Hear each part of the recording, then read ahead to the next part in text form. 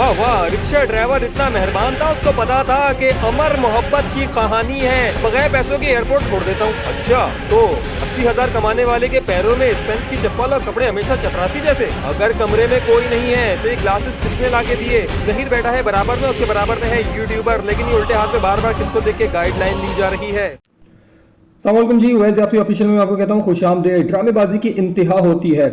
मशरूब की बोतल, कोई बताएगा कि रूह अफ़ज़ा ने कितने पैसे दिए थे स्पॉन्सर करवा के यूट्यूबर को जिसने इंटरव्यू किया और इंटरव्यू करके विक्ट्री के निशान बनवाए हैं उन माँ बाप के लिए जो मुसलसल आंसू बहा रहे हैं। पोस्टमार्टम हो गया है इस इंटरव्यू का और इतने सवालात यहाँ पे खड़े हो गए हैं कि इसके जवाबात शायद ना वो खातून दे सकें और ना ये दो बच्चे दे सकें और ना सो कॉल्ड इनके पीछे काम करने वाली लॉबी दे सके। मैं सवाल करूंगा और उसके जवाब भी आपको मुख्तसर बताऊंगा कि इस पोस्टमार्टम क्यों हो रहा है और ये इंटरव्यू में क्या ड्रामेबाजी की गई है। एक शख्स जिसको घर वाले इतनी सपोर्ट कर रहे हैं कि उसको खैबर पख्तूनख्वा भी ले जाते हैं, उसको पंजाब के मुख्तलिफ शहरों में भी ले जाते हैं, लेकिन उसके पैरों में एक चप्पल नहीं डलवा सकते। जब वो कराची आता है तो वही स्पंज की चप्पल पहन के आता है। सवाल है, इसका जवाब कोई नहीं दे रहा। शरई हैसियत, शरई कोर्ट के अंदर मामला क्यों नहीं जा रहा, इसका जवाब कोई नहीं दे रहा। अगर वली की इजाज़त के बगैर लड़की का निकाह नहीं हो सकता तो इस दुआ का वली अगर उसका बाप था तो उसकी इजाज़त के बगैर निकाह कैसे हो गया?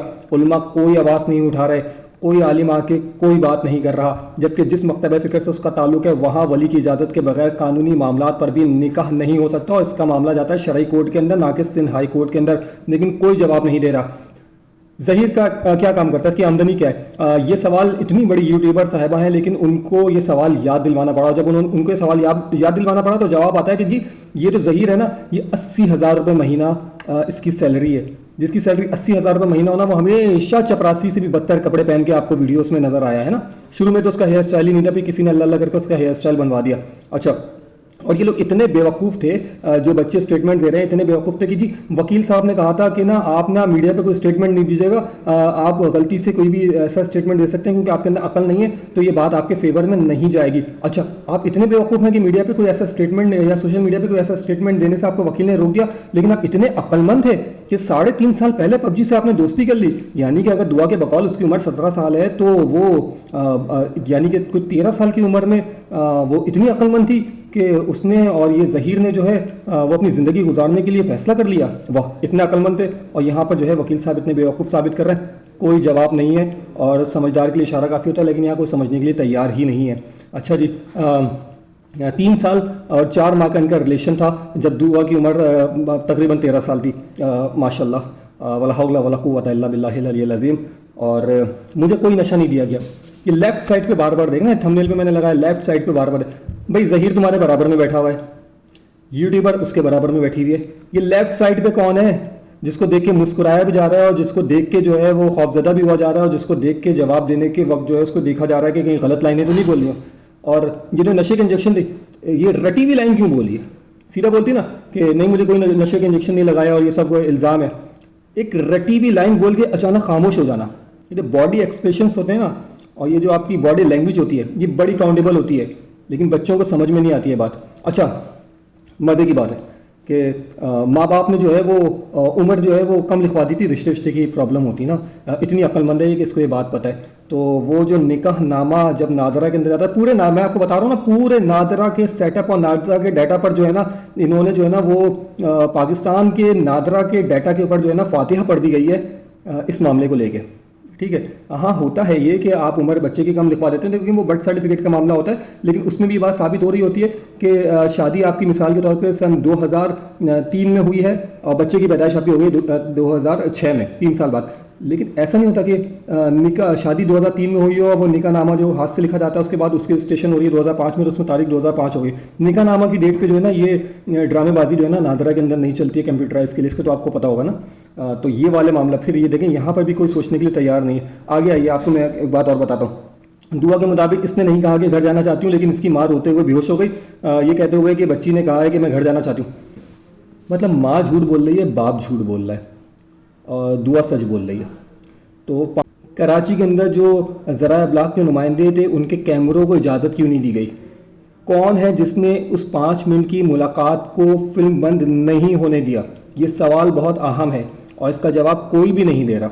لیکن یہ سوال بہت اہم ہے، اور یہ بچی اتنی بیوقوف ہے، لیکن یہ اتنی بڑے بڑے معاملات جو ہے نا وہ ایک یوٹیوبر کے سامنے ایک انٹرویو کے اندر جو ہے نا رٹی ہوئی لائنوں کی طرح بول رہی ہے. ٹھیک ہے. عدالت میں اتنی سخت سیکیورٹی میں لائی جانے والی دعا زہرا ایک ریسٹورینٹ میں اکیلے کھانا کھا رہی ہے اپنے شوہر کے ساتھ. اس کی جان کو خطرہ ہے، اس کو کچھ بھی ہو سکتا ہے، سیکیورٹی تھریٹس ہیں، لیڈیز پولیس الگ ہے، جینٹس پولیس الگ ہے، اتنی سیکیورٹی میں اس کو لایا جا رہا ہے. لیکن جب ایک ویڈیو بنا کے سوشل میڈیا پہ وائرل کروانے کی بات ہوتی ہے نا، ایسے کر کے جو ہے نا وہ ریسٹورینٹ میں بیٹھی ہوئی کھانا کھا رہی ہے، سارے کام کر رہی ہے، وہاں سیکیورٹی کا کوئی بھی تھریٹ نہیں ہے نا، ماشاء اللہ سے کوئی تھریٹ نہیں ہے وہاں سیکیورٹی کا. سارے سیکیورٹی تھریٹ جو ہے نا وہ وہاں پر آ جاتے ہیں جب ماں باپ جو ہے وہ بچی کو اون کرنے کی بات کرتے ہیں. اچھا جی. کراچی ایئرپورٹ پہ رکشہ جانے کی اجازت نہیں ہے، کسی کو بھی پتہ ہے. مطلب آپ اوبر کریم کی گاڑی کو بھی اگر ان کو پتہ چل جائے اوبر کریم کا ڈرائیور ہے تو وہ اس کو بھی اٹھا کے چالان کر دیں گے، اس کو بھی. رکشہ اور ٹیکسی کا تو سوال ہی پیدا نہیں ہوتا نا. لیکن یہ بچی جو ہے نا یہ آرام سے رکشے میں بیٹھتی ہے. یار مطلب ایک روح افزا یا وہ مشروب کی بوتل کے اسپانسر کے جو پیسے ملے آپ کو، تو آپ لوگوں کی صرف ایک دعا کی بات نہیں ہے، آپ ماں باپ کے جذبات سے، آپ لوگوں کے جذبات سے، آپ پوری قوم سے کھیل رہے ہو یار. مطلب رکشے میں بیٹھ کے وہ چلی گئی صبح کے 4 بجے. انا للہ و انا الیہ راجعون. آگے آئیے. دعا نے کہا کہ گھر سے بغیر پیسوں اور بغیر پھول کے نکلی تھی، گھر سے ایئرپورٹ تک رکشے میں گئی، تو اس کا کرایہ کس نے دیا؟ رکشے والا بڑا مہربان تھا، اس کو پتا تھا دعا جو ہے نا اور ظہیر کی سچی محبت جو ہے نا یہ امر ہونے والی ہے، تو میں یہ رکشے کے پیسے جو ہے نا معاف کر دیتا ہوں. اور اس سے پہلے دعا کے اوپر جو ہے نا یہ الہام والی کیفیت ہوئی تھی کہ وہ رکشے والا اتنا اچھا ہوگا کہ وہ ہماری محبت کو جو ہے وہ سر آنکھوں پہ رکھ کے مجھے چھوڑ دے گا، اور میں صبح 4 بجے کچرا چھوڑنے آؤں گی اور نکل جاؤں گی. یار ظہیر کو دیکھ کے لگتا ہے کہ وہ وہاں سے پنجاب سے کراچی آیا ہوگا اس لڑکی کو بھگانے کے لیے، نہیں لگتا نا.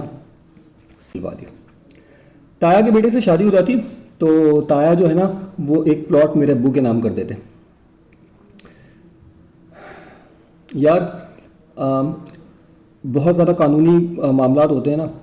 اب یہ کس قانون کے تحت کر دیتے تایا اپنے بیٹے سے؟ مطلب تمہارے اندر ایسا کیا تھا؟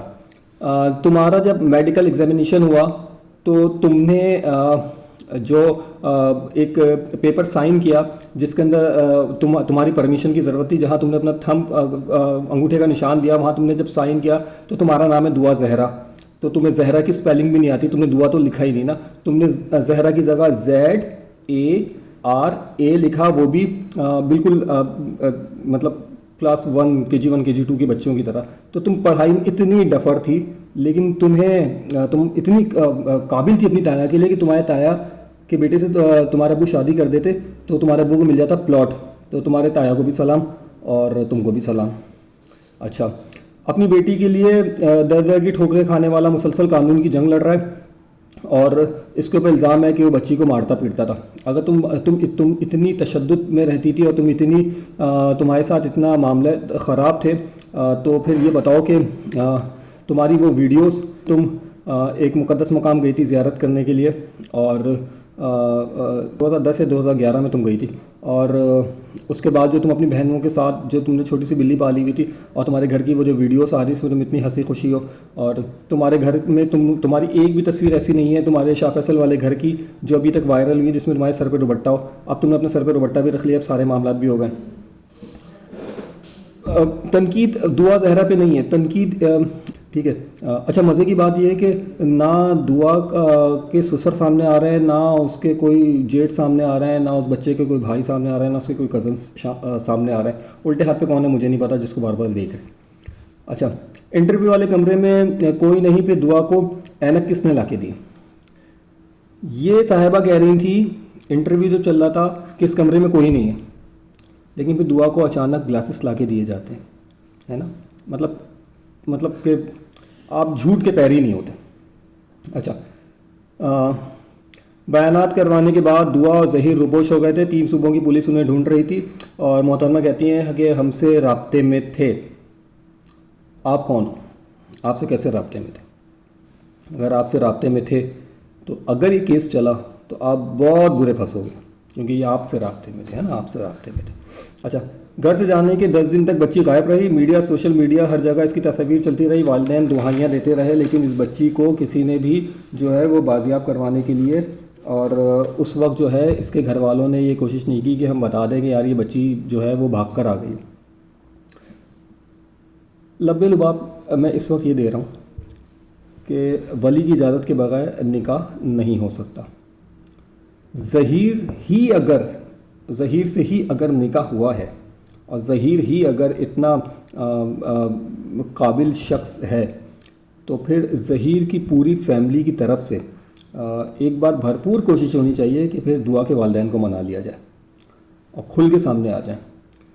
اس طرح سے اسپانسر یوٹیوبر کو کچھ ہزار روپے، یقین کریں یہ میں بار بار برانڈ کا نام لے رہا ہوں، یہ جو مشروب کی بوتل ہے نا، اس نے کوئی لاکھوں روپے نہیں دیے ہوں گے اس یوٹیوبر کو، بہت کم ہی پیسے ملے ہوں گے، کچھ ہزار میں ملے ہوں گے. کچھ ہزار روپے میں لوگوں کی عزت کو نیلام کر دینا نامناسب عمل تھا، نامناسب عمل ہے اور نامناسب عمل ہی رہے گا.